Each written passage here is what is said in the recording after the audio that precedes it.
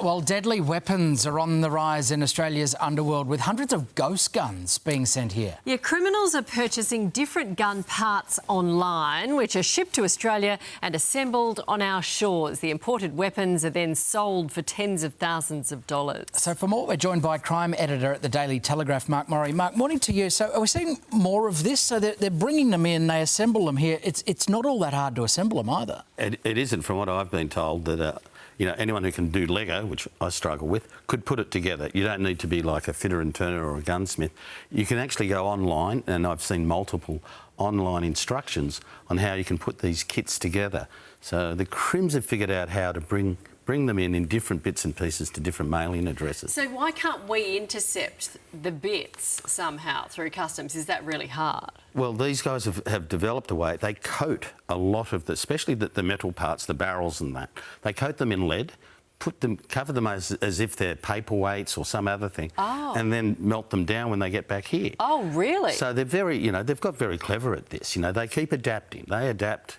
And then they also, when they get their, somebody to send it over to them from America, and they will put it in, a big box of something, but they'll put lead linings and all sorts of things to confuse the X-ray operator. The other thing they do to make it really tricky is to send it to all these different addresses and then compile them. So it's difficult to track it all. And some of these addresses will be from, they have real estate agents in their pockets, so there'll be houses that don't have anyone there, and they'll be watching to make sure that there aren't any law enforcement tracking that. So, as I said, they evolve as the situation needs. OK, so how big a problem is this?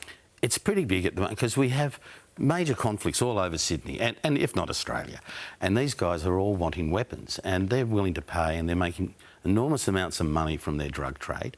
And they're paying, we saw yesterday police saying a hit man, just the trigger man, was going to be offered $400,000. Now, they're then going to pay $30,000 to $40,000 for a weapon. They're also getting Glock switches, they're called, which turn these guns into fully automatic. So it's not semi-automatic, they're fully automatic, used in some of these shootings in America that we've seen at school, Because we're so worried, we're the envy of the world in many ways with our gun laws, but is this in many ways circumnavigating it? It isn't really in a way, because these are really only going to organised crime figures, and it's mainly people who are serious crims, although, the fact that there are more out there means that there are people out there who have mental health issues who may find ways to get hold of these weapons and use them for something a little bit more scary than just crims taking each other out. Look, while we've got you, Sydney police have apparently prevented an alleged murder plot. Can you tell us about that? This is the latest. They've stopped about 4 or 5, and they're the ones that they've actually been able to charge. There was a plot to take out an entire rap band, 4 different people. So this one was a major crime figure who there was a contract taken out on his life. Police have got wind of this, and obviously not relating how they found out, and they've arrested 2 men. One was an 18-year-old who was the person who was supposedly putting together all the pieces, the stolen cars. He got the trigger man who was going to be paid $400,000. Then there'll be drivers.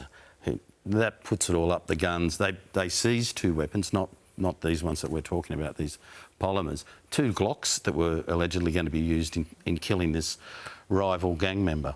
Pretty sophisticated. Yeah. The one time that gang member would have been happy to hear from police, I suspect, Mark. That's right.